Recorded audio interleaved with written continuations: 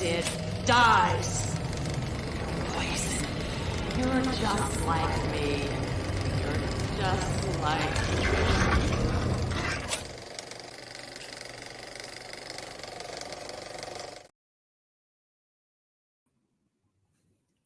All right. Lynn, let's see here. I got you muted, Lynn. It says you're muted on your side.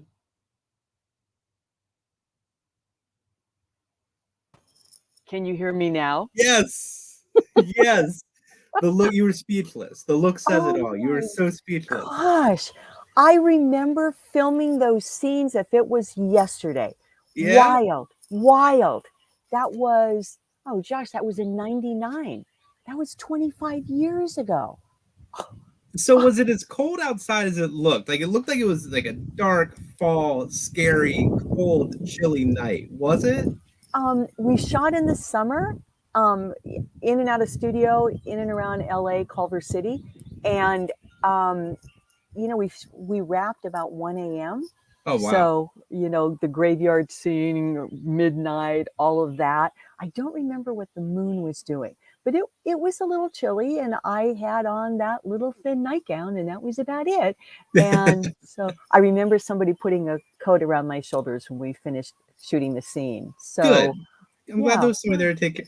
And so I have this habit of just jumping right into things. So let me take a second here. Everyone meet Lynn. Lynn, meet everyone. Right now, we have some folks in the chat already. They're stoked to be talking to you. We've been pushing this out as much as we can for a while now. So we have Uncle Ed, if you remember him from Chiller. He's here. He's going to be talking through the chat. We have Johnny Horror, Andy. We have a lot of really good people here, and I'm sure there's going to be more coming in. Yay. So everyone, meet Lynn. Oh, aloha. Hi. I am so humbled and honored to be here as Josh's guest and to talk with all of you, because this is a conversation. It's not an interview, and I love that Josh set it up that way. So thank you. I'm all yours for the next hour. Absolutely. So yeah, we're going to chat with Lynn for about an hour here. CSR Collectibles is here. I will also point out that we will be doing a giveaway during this. I forgot to tell you that, Lynn. We're going to be doing a giveaway during this conversation. So we'll throw out a trivia question here sometime later on. And then CSR Collectibles has donated a 8x10 signed by Lynn for your collection. Oh, wonderful. Oh, I didn't know that. Okay. Yeah. Yeah, those are quite valuable at the various conventions, one of which is coming up, which I'm sure we'll talk about. So absolutely. Yeah. That's what we really want to focus on, is that convention experience. Like, we're going to talk about Scream, I promise. If you think about other things for too much, don't you worry. We're going to talk about everything. So good. First, you mentioned after that scene was filmed, someone put a coat on you. You're a freeze baby, Lynn. I remember you were so cold at Chiller. Like, you had your coat on the whole time. So with these conventions, make sure if you see Lynn that if she's shivering, just offer her a coat. Ask if she has her coat with her. Josh, you're priceless. that coat that he's referring to, that was a full-length down parka with a turtleneck collar that I had zipped up to here. And I think Sunday midday I unzipped it, but I never took my coat off. So yeah, true story. Yep. Who turned up the AC? You know, you were sitting right under it too. Oh, like that, the air that was blowing, like coming into that room, it was like pouring right down on you. And when we were at Chiller, it was the line of 6 comm guests were right there together. So it was Lynn, Alan Robinson, both of them will be at Clock Classic together, Matthew Cordair, Kevin Ball, and then all the way down to SD Nemeth. And it was pretty chilly in there. Yeah, it was. Thank you for your support. So it wasn't just my, lack of blood flow. No, it was cold. So Lynn, before we jump into Chili Chiller and Cult Classic, let's get a little bit about your background. Like, when did you start acting? How did you get into it? When did you earn that SAG card? Tell us about it. Oh my goodness. So you're asking me to tell you about 25 years of my life within the next 15 minutes. I started modeling, print modeling, not runway. I'm 5'6". A long time ago for Wilhelmina Agency, New York City. So, Josh, interestingly enough, and I bet your fans would like to know this, all those photos, the 11 by 14s on the wall of the policeman's office when Nev was in there being interviewed by what's his name, those are all originals. Those are from my portfolio back in the modeling days, and we're going back a long time. So fast forward, I realized early on that modeling was not my thing. I come back I leave the East Coast, not my cup of tea. I apologize to anybody who's from the East Coast. It's just not my cup of tea. Moved back to the West Coast, and a photographer. I have no idea who this guy was, how he got my number. He called and he said, "Hey, let me take your headshots." I went, "Why? Why? I'm not modeling." He goes, "Oh, come on, humor me." He took my headshots. He sent them to the only 2 talent agents in San Francisco at that time. They both wanted to sign me. I went with one, and my film acting career was born. And back then it was, I was non-union. I didn't have that opportunity just then. So TV commercials, local and regional, plus narrations of industrial films, as they're called. And, nothing really big the first few years. And then all of that changed when I met Wes Craven, needless to say. So with that first movie you were in, though, with that character name, we were talking about this when we were in the lobby here. In 1989, you were in Witch Trap, and you were the QT secretary. Oh, that's so funny. That's so amazing. Funny. And so it was Witch Trap that got you on Wes Craven's radar to be in Scream? I don't think it got me on Wes Craven's radar because there was a big gap of time between Witch Trap and Scream the original. It did get me, it's called a Taft-Hartley lead, which is a credit that allowed me in time to join what was the Screen Actors Guild back then, and now it's SAG-AFTRA. And I remember I was working in the wine industry, and I was in a tasting room in Napa Valley, California. Oh, cool. And the whole production crew came in, but I didn't know who they were. Okay, this was, I was just brand new in the acting business and as a non-union talent. And this guy goes, "Hey, I'd really like to use you in my movie." How many times have actors all over the world heard that line? And I went, "Oh yeah, sure. Okay. What can I pour for you?" And I'll be darned if he didn't cast me. And I had one line, Josh, one line. And it was something, as the secretary, it was something like, "Good morning, Mr. Smith." And that was it. And that was enough to get me Taft-Hartley to get one step closer to joining the union. So that's how it all started. And that wouldn't be your only role as a secretary. Even outside of Scream, there was Milk, right? Yes. Alongside Sean Penn. Absolutely. There was a lot of big names in that movie, and you were Moscone, I think is how you pronounced it? Mayor Moscone's secretary. Moscone. Yeah, Moscone. So, yeah, and that was an amazing biopic. Like, if you haven't seen that movie, go watch Milk. Look for Lynn. You'll see her in that movie. Look for Sean Penn. Look for Josh Brolin. There were, as you said, Josh, there were so many A-list actors in that movie. And for those of you who haven't seen it or don't know, Sean Penn won the Oscar for Best Male Lead in that movie that year. He's a master. I mean, I got to work with him. He is a master craftsman, no question about it. And the cool thing about that movie, just let me go off for a second. Absolutely. There was original footage from the 70s spliced with current footage, and it was a brilliant piece of art because it was historical, it was narrative, it was I wouldn't call it a comedy, but it was impactful. It was impactful. And Sean Penn absolutely deserved the Oscar. Clearly, I wasn't the only one that thought that. So yeah, Mayor Moscone's secretary. And for those of you, don't watch it because I'm in it, because I have a scene at the very end when Josh Brolin, the shooter, comes into my office, trying to get into the mayor's office, and pushes me aside and goes into the mayor's office, and then we hear a pop pop, but we don't know if it's a car that just backfired outside because we're on the 10th floor, or if something happened in the office. And it was kind of like, blow it off. And then we find out that Mayor Moscone has been shot, and as has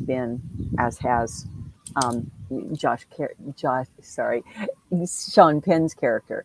And so don't see it because I'm in it. See it because it's worth 2 hours of your time. Because and of we Gus have Van some Sant. comments of people that are praising it. They're saying great Oh, things about it. yeah. Uneasy Andy says it's amazing. Uncle Ed, Papa Goss, they're all saying great things about that movie. Yeah, So true. when it comes to a film like that versus the more horror kind of style of Scream, is there a preference? Like, is there like, I would rather be a part of these films?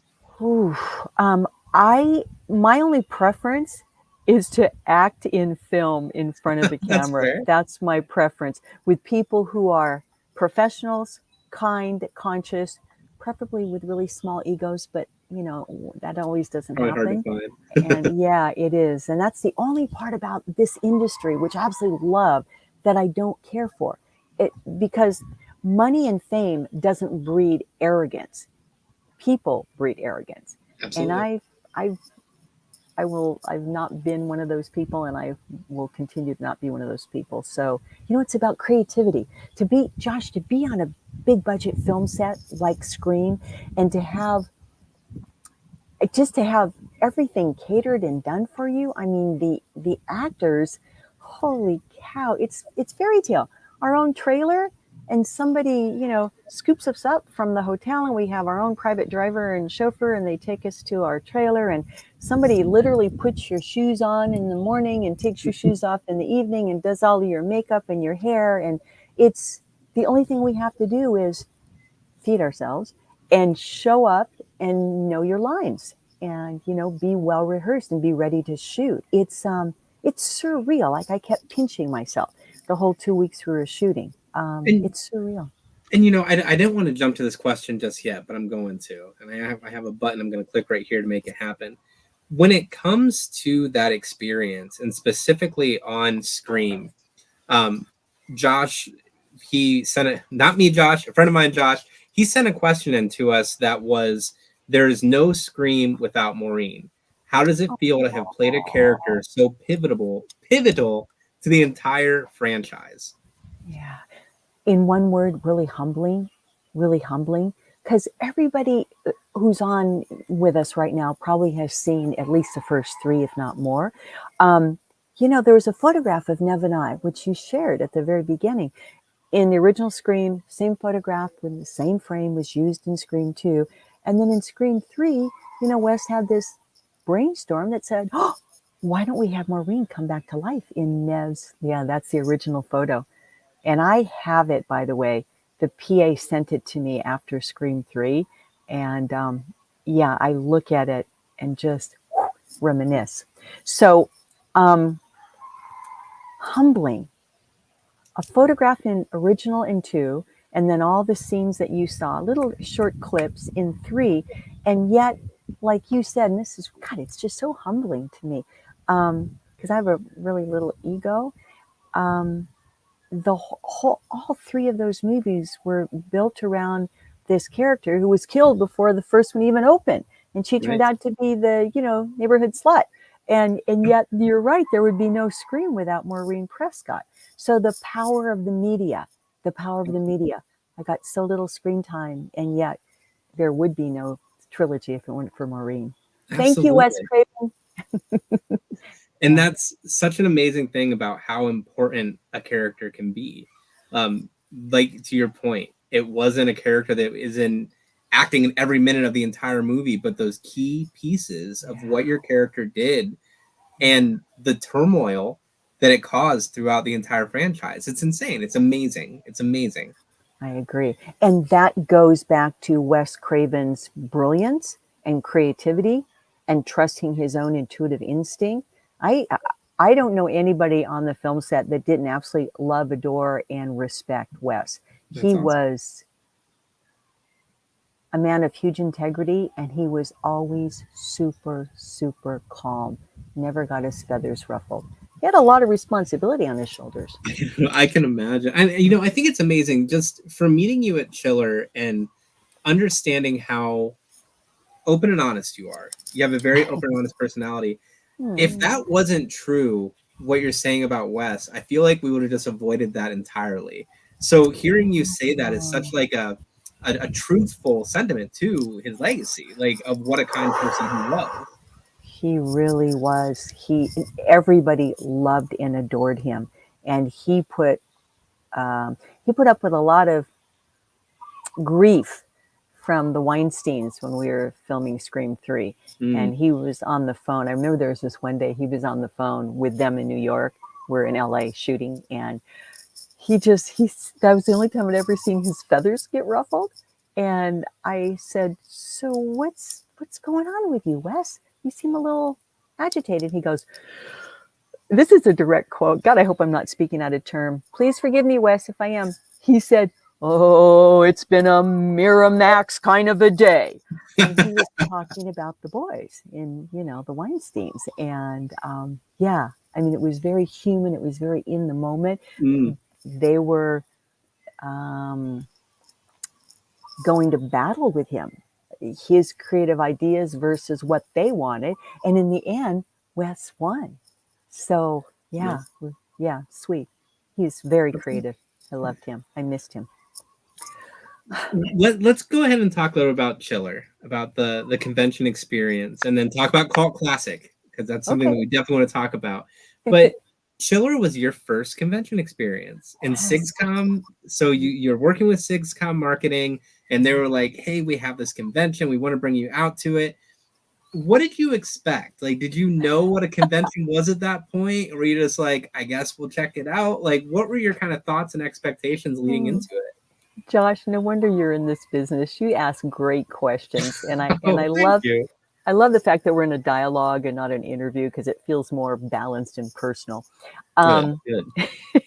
When I first heard the word, oh God, I'm going to really admit my humility right now. When I first heard the word con, where I went in my mind was convict. Wait, why am I going to a thing about convicts? And then I learned that, of course, as your fans all know, con is short for convention. And I love your question. I had been way back when I worked conventions for the .com industry. I did a lot of work for Intel, various states and various countries. I was I was the face in the booth, and people would come in and ask me, they would use computer terminology, and I'd go, hold on just a minute. Steve, can you help these folks? Thanks very much. I was a pretty face to attract people and then send them off to the professionals. So, and I did food conventions too in San Francisco.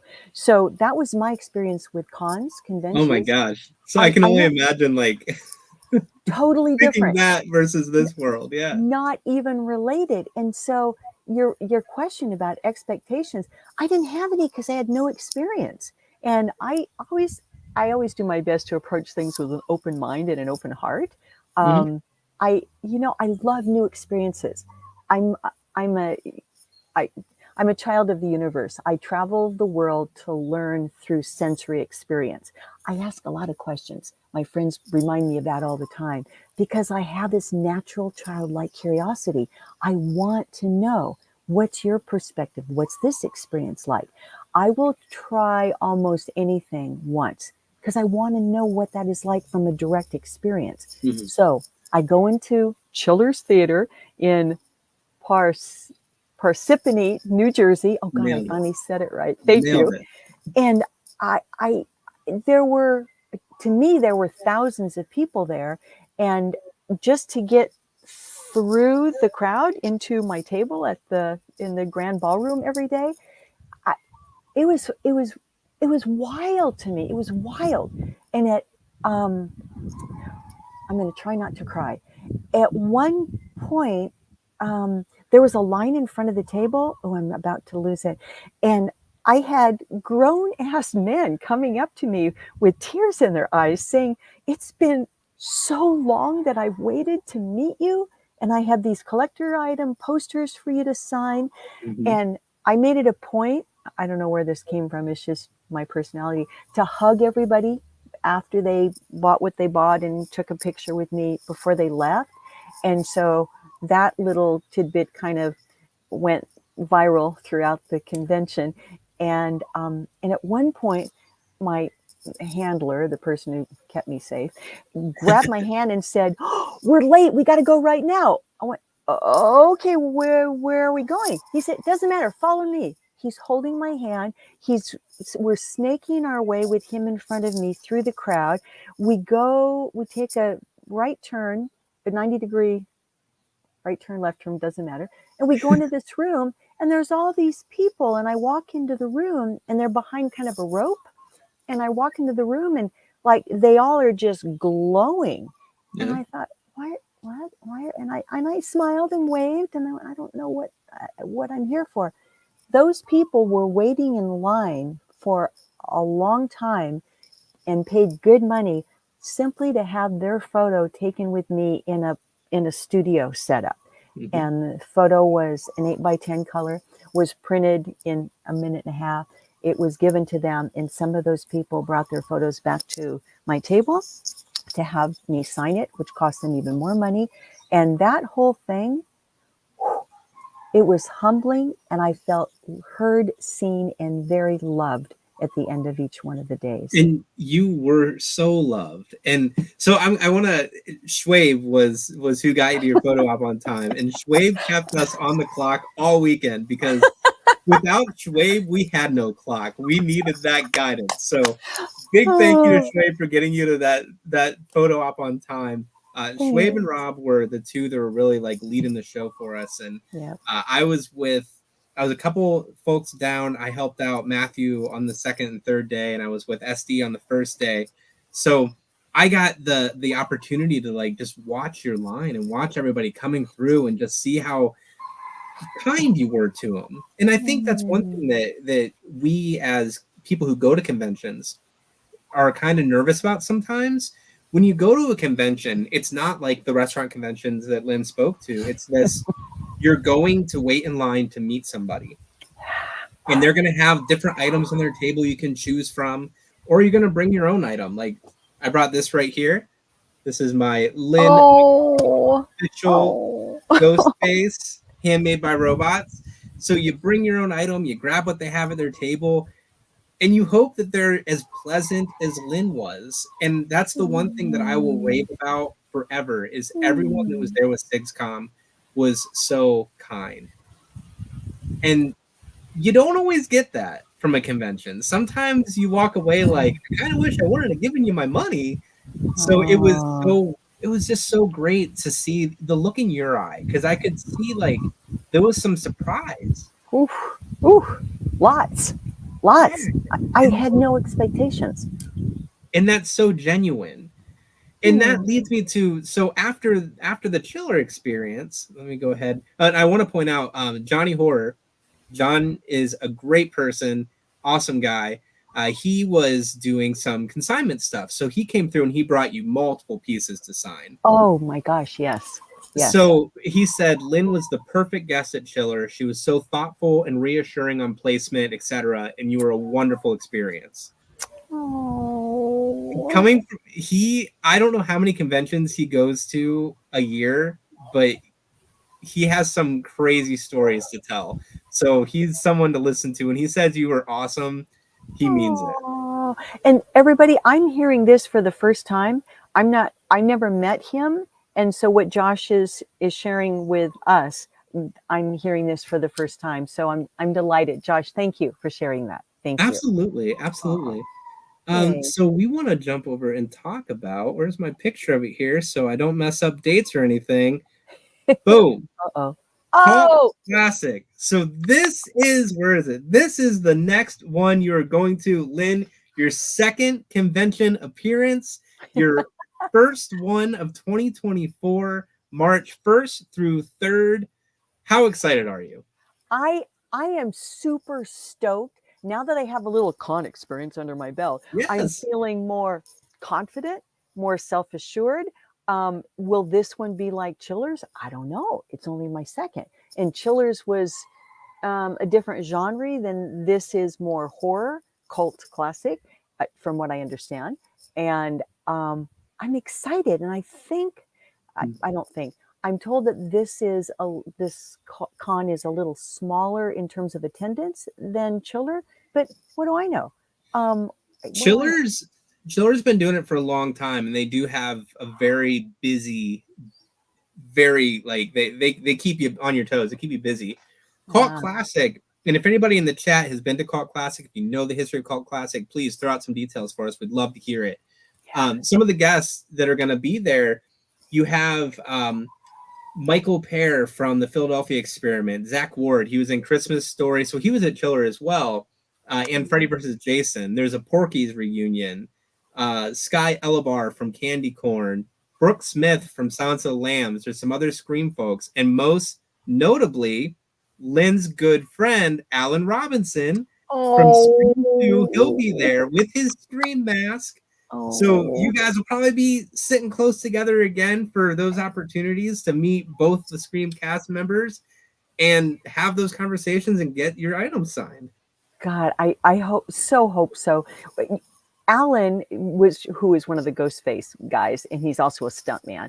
He's, like all of us, he's older now, and he is so funny. He's got this dry wit. Yes. Without any alcohol, because he doesn't drink, and he's so fun to be with, and he's fun and funny, and I'm really hoping that we share, if not the same tables next to each other. He's a very cool human being, very authentic. He really is. And Johnny, he says Texas should be a little warmer for you. Oh, I promise. In Austin, let me see, Austin, the first 3 days of March. Okay, I'm holding that.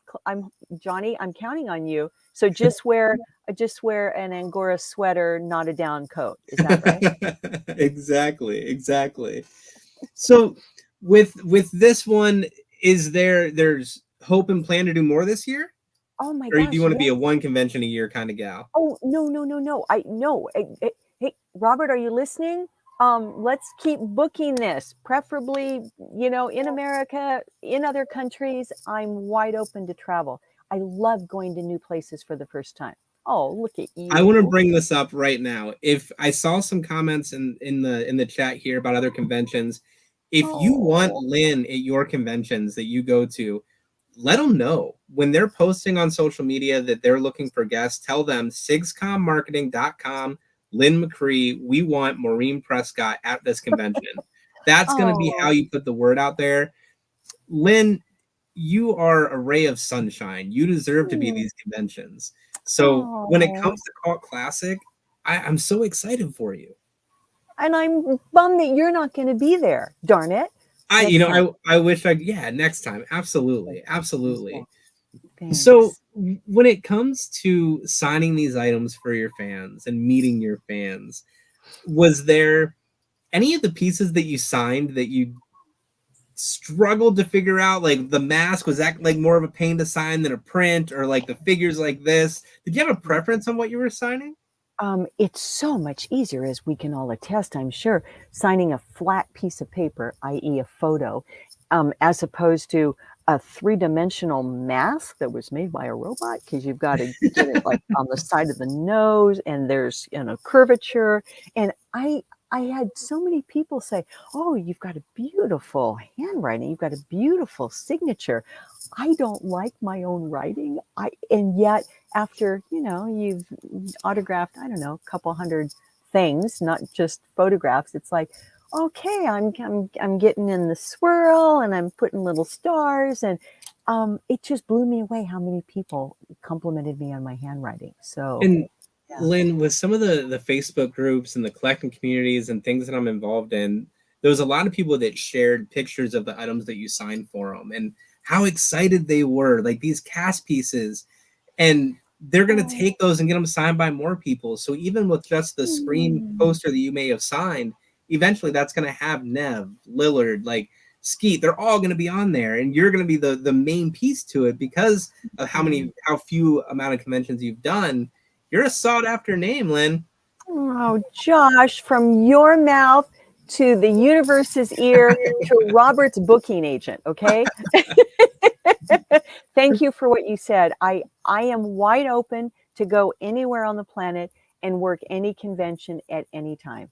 Well, There, you Ash heard it. says that she agrees and you deserve to be at the conventions because you are part of the franchise. Oh, thank So you. you got Thank plenty of you, people out there that darling. want to see you. So again, Oh. SIGSCOM marketing is who you want to make sure that you put that convention, that they're aware of SIGSCOM marketing. Robert, are you listening? He's my promoter. He's the guy behind SIGSCOM marketing. So yeah, Absolutely. Cool. Yay.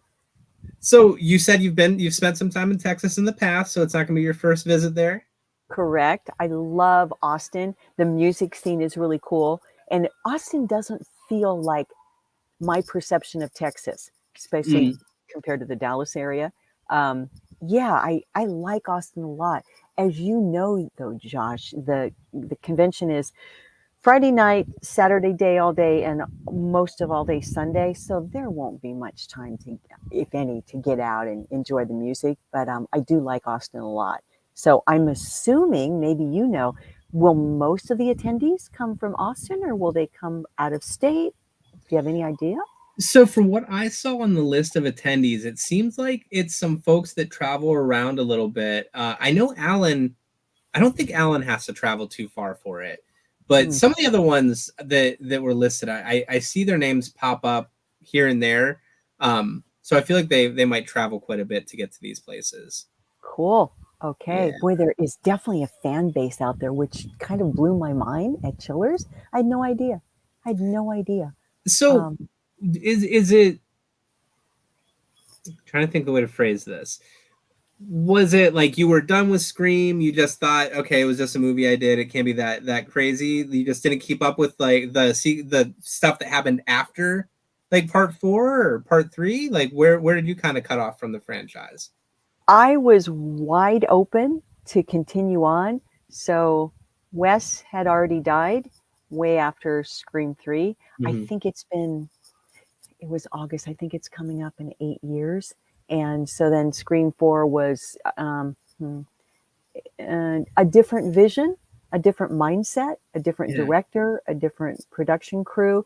Obviously, I wasn't on their radar at that point and haven't been since. I'm wide open and available. I have obviously a talent agent. I'm on IMDb, Internet Movie Database, Actors Access, Casting Network. So I'm pretty easy to find if a producer is looking for me. And apparently they weren't looking for me. So darn it. But, and I've had so many fans say, it's time for a prequel. It's time for mother and daughter to reunite. Yeah. And it's funny because the comment that I just brought up says, wish they had you there. Wish they would have had you in there so we got more of Maureen's backstory. Oh, sweet. I agree. So we got to talk to the next production company. And I hear, I get various mixed reviews on Scream 4, 5, 6. And I haven't seen any of them. When I got the call that Wes had died, oh my God, I was a mess. Yeah, I was a mess, just grieving, humans. Yeah, he was one of the keepers. He was one of the good ones. And it sounded like there was, it wasn't like a traditional work relationship that we're used to with a 9-to-5 job. Like it sounds like there was a real friendship that blossomed from your experience working with them. True. And I got invited to the grand opening, if you will, at the Directors Guild of America in LA. And that was pretty crazy. That's one of those situations, just like, as I mentioned before, an actor with a trailer, they show up at your house, the chauffeur, they drive you to the airport, you get a first class ticket, you fly down to LA, there's somebody there. Back then, you could go to the gate holding the little sign with your name on it. We've all seen that. And they go, yeah, come with me. How was your flight? And you get shuffled into the car, and they take you to the Directors Guild of America, and you go in, and there's everybody, all the cast members there with Wes. And yeah, it's again, Josh, it's like surreal. Pinch, pinch, pinch. Yeah, it's surreal. So that's the life of an A-list actor, and it's very addictive. I believe it. I believe it. And we have Demetrius at Blackmore Studios. He said he's so glad that you're doing this conversation, and he really wants to see another Scream with you in it. Demetrius, you are in a fan base of which I'm one, and I look forward to talking with you via a conversation real soon, similar to what we're doing tonight. Thank you. Thanks. Absolutely. I wanted to make sure we called that out. Demetrius left a comment before we went live. I came in earlier to check the settings and stuff and saw that he left a comment ready to join in, and he's commented a couple of times on Instagram. So no, he's looking forward to speaking with you here in the future. Demetrius, I know you're going to do some powerful, noteworthy things in your career. I can already feel it, which is why I consented through Robert to have a conversation with you. So more on that later. Absolutely. Thanks for being here. So Lynn, before we talk more about Scream or anything, how do you feel about doing the giveaway? Do you want to go ahead and get that done? Hey, I'm your guest. You're in charge. You're the boss. There's no pressure. You don't have to do anything. I have the question ready. Like I said, I didn't warn Lynn that this was going to happen. So a couple days ago, Doug over at CSR Collectibles reached out to me, and he was like, hey, let's do this giveaway during the live stream. So we are going to be giving away a signed 8x10 of Maureen Prescott herself. And I have a picture of it that I can put up for you right. Oh, maybe I don't. I apologize. It's a signed 8x10. It's signed by Lynn McRee. It has JSA certification. I shared it on my socials. It's a very good shot, I promise. And I apologize I don't have it loaded up here for you. But call the boss. I know, right? In this case, I'm the boss. So I got to take the blame on that one. So what we're going to do is ask a trivia question, okay? And you have to be the first person to answer it in the chat. I'm going to read it off this little card, and then I'm going to put a banner across the screen, and the first person that sends that answer in wins. Okay? What if I don't know the answer? It's all right. It's all right. We're going to wait for them to tell us. There is a 10-second delay, so keep that in mind. All right. All right. Let's see. Okay. Make sure we got this right here. Josh, I'm looking at the settings down below, and it says mute, stop, settings, and present. Where's the chat? I don't think it'll show it on your side, unfortunately. Oh, okay. I didn't realize that until we were talking that it wasn't showing it to you. I'm sorry. I didn't know that it hid it from you. Okay, normally it'd be on the left side of your screen. There'd just be like comments, banners, and brand. Yeah, you know what? This is why I'm an actor and not an IT person. Okay, thanks to you, I don't have to be an IT person. So please carry on. Thank you. All right. So we all know Maureen Prescott was Sidney's birth mother. What other character in the Scream franchise is her biological child? Aside from Sidney, what other Scream character is Maureen's biological child? There we go. We got the answer right there from Ash. Ash has dropped some comments in throughout here. And in Ash, you are absolutely 100% correct. Roman from Scream 3 is also Maureen's child. Woo! Big reveal right there. Thank you so much, Ash. Make sure you send me a message either on Facebook or Instagram, whichever. We'll get your information and we'll get that sent out to you. Yay. Good job, Ash. Wow. Awesome. Someone was on it. Absolutely. So with the filming that you did, we talked about how that night shot, it was about midnight. Tell us a little bit more about, like, was there any like behind the scene things or scenes that didn't get used or anything like that you partook in? Well, yes is a short answer. Do you remember the bedroom scene in the second story of the house? I had no lines. I was drinking a glass of wine at my vanity. I got in bed. I was reading a book, also sipping wine. And I think in that same scene, Nev was being chased by Ghostface up the stairs, if anybody recalls that. So that was, wow, that was the first time I had been in a sound studio when I was looking at a 2-story house, except that it was cut off in half. And so from the cameras on the lift, and I mean, it was overwhelming. It was daunting. But the one that's really fun, oh God, I have so many. So at one point, remember the no-tell motel scene? Do you remember that, everybody? Absolutely, yeah. Okay, I was walking up the stairs with, the lover of the day.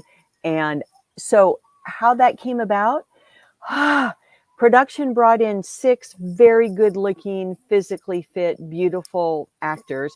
And I had the dubious responsibility of choosing one to be that man in that scene. And no pressure. They were all posing and flirting and, in this little line outside the studio. And I had to choose one. And that was, the one I chose was obviously ecstatic. The others had a really long face as they walked away with their chins in the dirt. Now I know why I'll never work in casting. But you can put that on your resume now too, right? You're a casting expert. After one time, Josh, I don't think that qualifies as expertise, but thank you for your offer. I think it does. I think it does. And so you had mentioned that you haven't seen Scream 4, 5, or 6. Correct. You left it. Is that something that you want to change? Are we going to have a Scream 4, 5, and 6 viewing party with Lynn? Wow. Maybe I should see them first by myself. You should, absolutely. Okay. Have you seen 4, 5, and 6? Yeah. The 5 and 6 went a kind of darker direction, I would say. Like they were just a bit more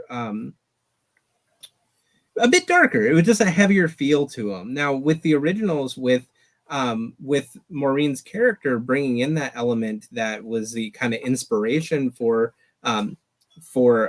Billy and Stu to do what they did, you didn't really have that personal vendetta against anybody in the newer ones. So I feel like they kind of lost that. They tried to bring it back in the 6th one by making it more personal again. But I just feel like the originals with Maureen Prescott being that thread that pulls them all together just made it make sense, made it work. Because of Wes's genius. Absolutely. Yeah. So there's a part of me that hesitates to see 4. I mean, it's been out for a long time now. And, okay, got it. I'll put that on my list of things to do. Okay. So I know. Do you find, like, when you have time to sit back and watch a movie, like, what kind of movies do you prefer to watch?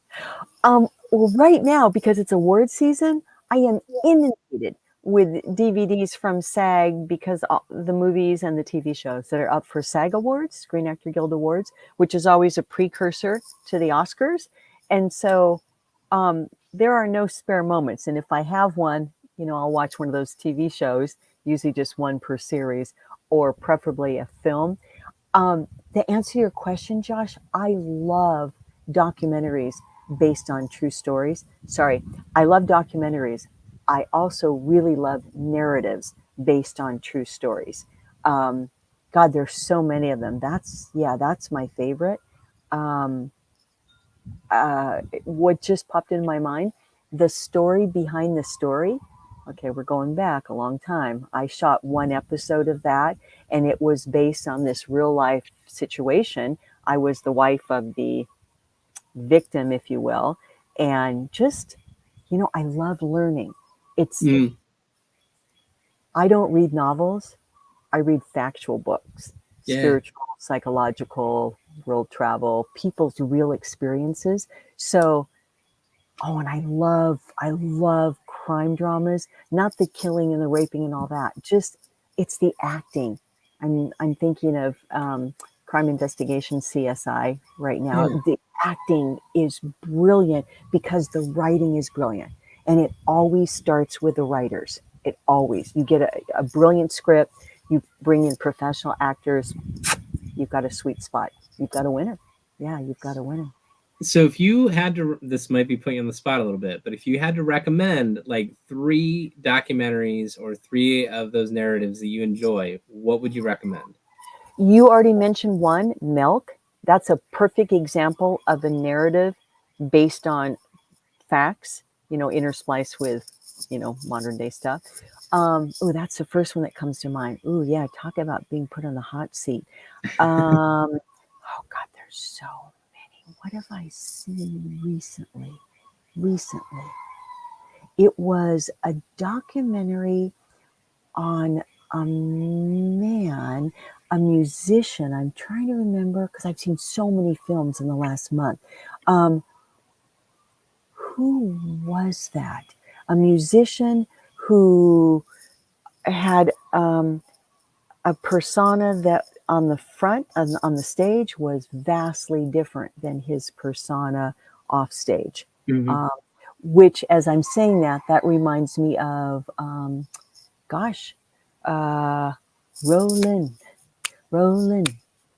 Rolling on the river. Her husband, I mean, he was brutal. Ike and Tina Turner. Yeah, I had to Google it. Yeah, Tina, I mean, she was brutalized. Yeah. And she finally left and thrived. And, Mm-hmm. on the front side, a happily married couple. But that wasn't the truth. Right. Things like that. It's happening in London right now with the royal family. It has been for a while. This isn't new. It's like there's the screen persona, and then there's the personal persona. I hope that your fans see that there's not a lot of differentiation between my character, in this case Maureen Prescott or whatever, and the real me, because there really isn't. Tell me more about that. Authenticity. That's Okay. the first word that popped in. Authenticity. I'm not an A-list actor. I'm a middle-class working actor with the Screen Actors Guild since 1999. I'm super proud of that. I learned on the set of Scream 3 when I walked in the first time and was introduced to my trailer and my makeup people and my wardrobe people, that fame and fortune does not breed arrogance. People breed arrogance. We have a choice every single day to choose our attitudes. Every moment, Absolutely. every day. Yes, even if there's, a knife to our throat, we get to choose how we're going to perceive that situation. Nobody has the power to do anything to us or to make us feel a certain way unless we hand over that power. And I learned long ago not to hand over my power. So what it's been my experience that when you're really comfortable with who you are inside, then that breeds confidence, and confidence breeds a sense of groundedness and self, and hopefully kindness, and in a position to be in service to others. That's one of my favorite things on the planet. So I do a lot of volunteer work. That's awesome. We get to choose. So my mantra this year is Gandhi. Thank you, Gandhi. Be the change you wish to see in the world. Don't talk about it. Live it. Be it. Be kind. Be loving. Be available to others. And it's not like that all over the world from personal experience. Does that make sense? Absolutely. Yeah, absolutely. It definitely does. And I think if anybody who's watching this one watched when we talked to Kevin from Jeepers Creepers, Kevin Ball, when we spoke with him, he had a very similar kind of mantra with him. He had a very similar feel about the world as that. Yeah. Did he tell you what he's done in the world? All the humanitarian work? Him and I went live and we talked all about that. It was a focus on his humanitarianism. Did you read his book? I'm almost done. I've got this much left. Yeah, I was just going to say, did he show off his book? Yeah, so good. So good. It's so well written. It's like talking or listening to your best friend telling you about their adventures in, Kosovo, Vietnam. And it makes you want to be better. It makes you want to get out there and do more. And That's what I do. love the most about it. Yeah, be in service. I mean, Absolutely. his expenses were paid, but he wasn't paid a darn dime for the Right. time that he spent filming all over the world. I highly recommend reading Kevin Ball's book, From Hollywood to Humanity. Wow, true life story. Absolutely. So, Lynn, we have a little bit of time left. Do you want to answer some questions that people are throwing in the chat?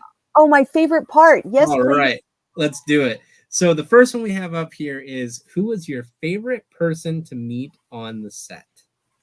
Oh my gosh, do I have to choose just one?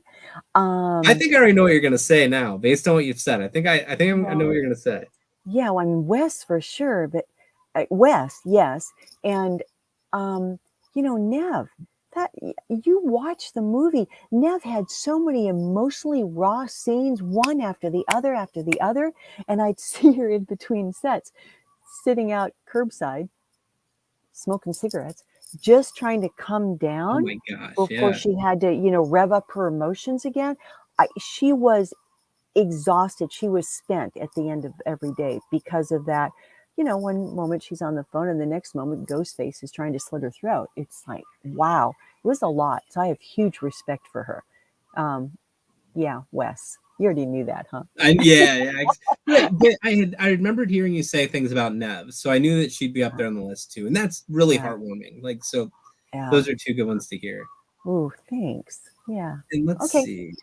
How about you touched on this one already, but I'm curious if there's more. Did you keep anything from the set? Nothing that I wasn't given. The photograph for sure, and that was sent to me months after we wrapped on Scream 3, and I still have it in the original frame. A shirt with Scream 3 on it, a little logo. Yes, I wish I brought it out. A laminated like bumper sticker that said Scream 3 and it had Ghostface on it. And that's cool. We had to, the chauffeur had to put that in his car, and everybody had to put one of those in their cars. Otherwise, their car was going to be towed off the set. Because it takes a lot of people to create a big budget film. So I was given one of those. I think that's about it. Memories, tons of memories. And that question came from our good friend Papa Goss. He said also, you are an angel, and he needs to get a recording of you to keep him calm at night. Oh my gosh. You do have like a very soothing, calm way about how you speak. So I absolutely understand what he's saying there. Well, Josh, thanks for the compliment. I get really excited and I tend to talk really fast and sometimes louder than usual because I get excited about what we're doing. I feel you. I'm the same way. Okay. EA Horror wants to know, what's your favorite scary movie? I don't have one. I don't like Chainsaw Massacre types. Okay, Texas Chainsaw. No, I don't want to see bodies cut up with it yet. What's your go-to comfort movie? My go-to comfort movie. Oh, where do I begin? Oh my gosh. Lion King? The original? Yes. Perfect. That just popped in because I haven't had a chance to rehearse any of these questions. Feel-good movies. What could be in the human race? What could be? Yeah. Not necessarily animated. I'm really not a fan of animated movies. If you haven't seen Barbie, by the way, anybody out there? I haven't seen it yet. Oh my gosh. Okay, I hesitated and balked and said, I don't want to watch a movie about a doll. Everybody watching, it's nothing about the doll. It's about equality. It's about women's rights. It's about empowerment, specifically of women. I've seen some inside interviews. See Barbie. I'm going to ask this, and I'm going to regret it. There's a chance I'm going to regret it. We'll find out. How do you feel about the Oscar situation with Margot Robbie and the director not getting nominated? So, there are a lot of great films that have been produced this last year, and everybody has a personal preference. I'm I don't have any energy invested in your question or the answer to your question. Um, And that's Greta Gerwig. I felt bad because I didn't know her name off the top of my head, but I wanted to make sure I said it. yeah, there for all of you who've seen any of the films that are up for SAG Awards and therefore Oscar Awards, there's a lot of really good ones. There's a lot of really good ones. So, yeah, I don't really have an And that's opinion. a perfectly fine answer. I was just curious from your seat if there was more of a feeling or thought behind it. So it's a perfectly Yeah, fine answer. yeah. Let's see. Here's one. You kind of touched on this one, but we'll bring it back up too. Cole wants to know, when did you first meet Wes? You've spoken so highly of him. When did you first meet him? Oh my goodness. So, how much more time do we have? We Ish, have ish. 4 minutes. Well, we Okay, can go over a little bit. We're not gonna like cut off and go disappear by any stretch. okay. So whenever you want Grab to the hook. go, that's I love your question. Um, During the initial audition in Santa Rosa, California, which is about 75 miles north of San Francisco, um, a really cool casting agent, her name is Nancy Hayes in San Francisco, called me directly. Casting agents don't call actors. They email or they go through their agents. She called me directly and she said, okay, tomorrow at this time, this location, you need to be there. Listen, I'm really busy. I got to go. Click. And, okay, so I had the time and the location. She failed to tell me what it was for, but I'm hungry, and this was a long time ago. So I put my paint and costume together as I always do. Went to the location on time, as I always am. Walked upstairs. Oh, everybody! It was so wild. I walked into a room of Lynn duplicates.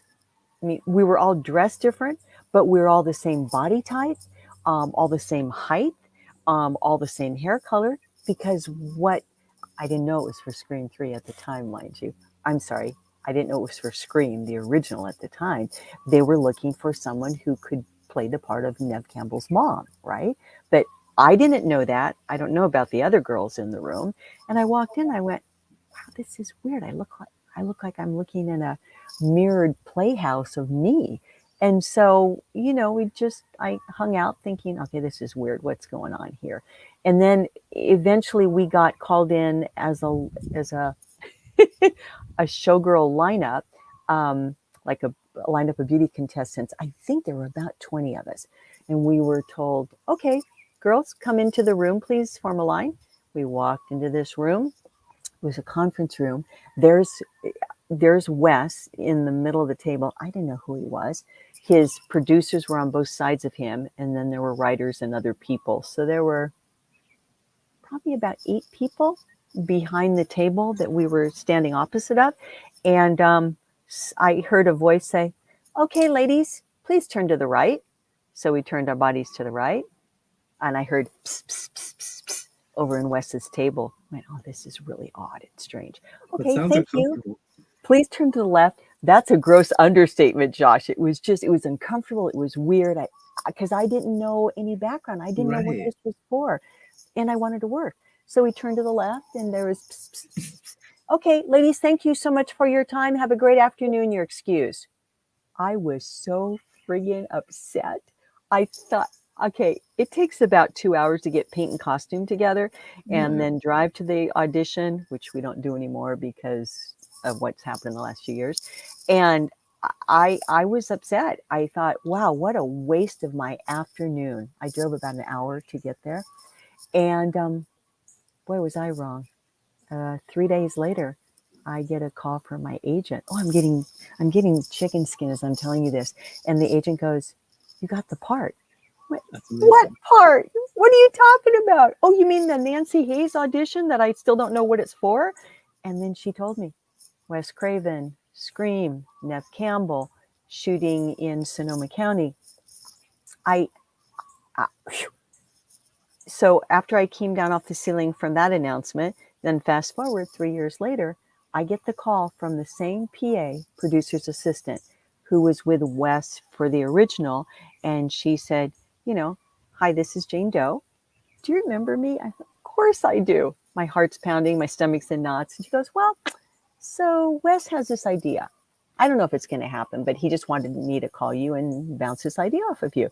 He's kind of like fantasizing about this dream sequence where Nev's dreaming and you come back to haunt her. And he just wanted to know, you know, how you felt about that, if you would be open to something like that.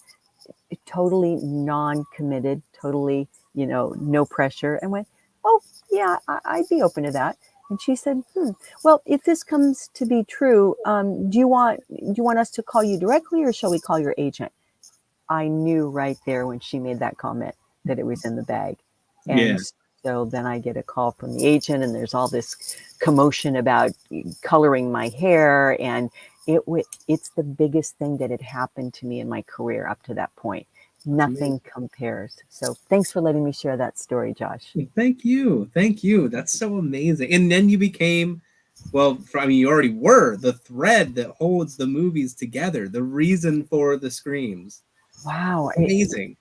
It's the power of the media. It's the power of film. It's the power of Hollywood.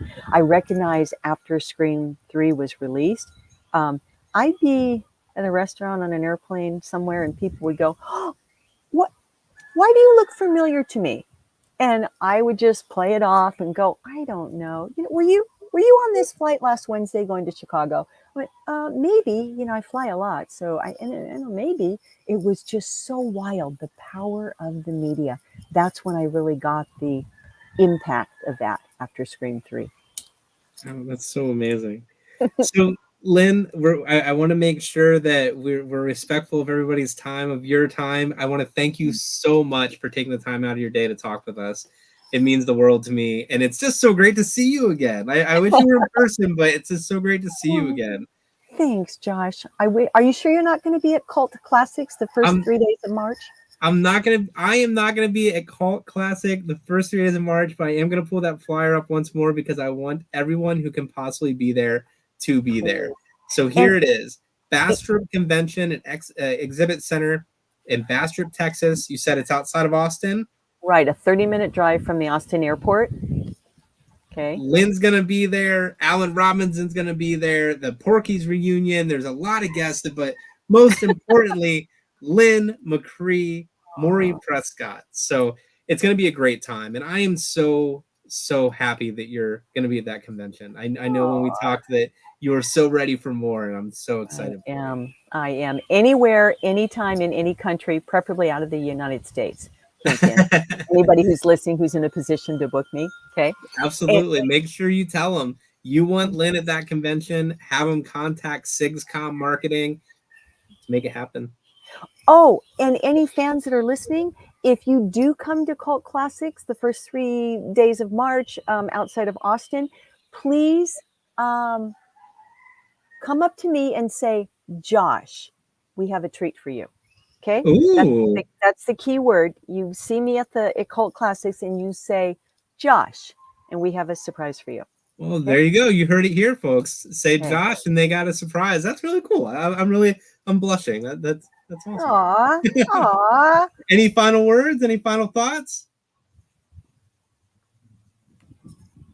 Be the change you wish to see in the world. And as Wes Craven told me, the secret to calm is all about perspective. Love it. Thanks everybody for joining us tonight, and we will see you soon. Thank you, everyone. Thank you for all your praise, and thanks for showing up. Bye.